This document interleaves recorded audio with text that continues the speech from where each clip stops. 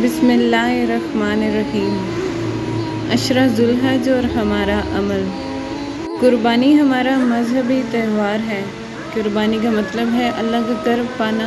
अल्लाह की रज़ा के लिए कुर्बानी की जाती है।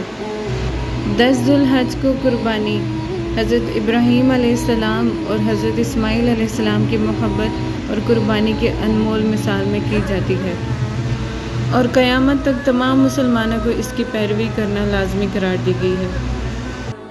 हज़रत इब्राहीम अलैहिस्सलाम के नाते से कुर्बानी मुहम्मद सल्लल्लाहु अलैहि वसल्लम की सुन्नत है, इसलिए तमाम इसे सुन्नत समझकर अदा करें।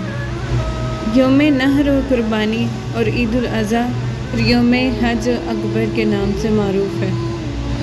इस ईद के दिन का महबूब तरीन अमल कुर्बानी के जानवरों का खून बहाना है। हदीस। कुर्बानी के दिन बनी आदम के अमाल में से अल्लाह ताला को इतना ज़्यादा महबूब अमल कोई नहीं जितना कुर्बानी के जानवरों का खून बहाना है। क़यामत के दिन नामा अमाल में दर्ज करने के लिए जानवरों, सींगों, बालों और खुरों समेत लाया जाएगा और कुर्बानी के इस अमल को अल्लाह ताला कतरा खून के ज़मीन पर गिरने से पहले ही शर्फ़ कबूलियत से नवाज देता है। लिहाजा तुम खुशी खुशी कुर्बानी किया करो। 10 ज़ुल्हज की सुबह से लेकर 13 ज़ुल्हज के गुरूब आफ्ताब तक 4 दिन कुर्बानी करना जायज़ है।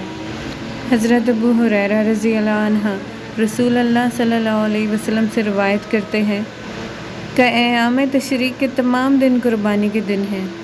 सबसे पहले कुर्बानी की नीयत, कुर्बानी करने का एहतमाम करें और इसका गोश्त दूसरों में बांटने के साथ साथ खुद भी खाना है। कुर्बानी दिखावे की नहीं होती, ये अल्लाह के शायर में से है और बायस ताज़ीम है।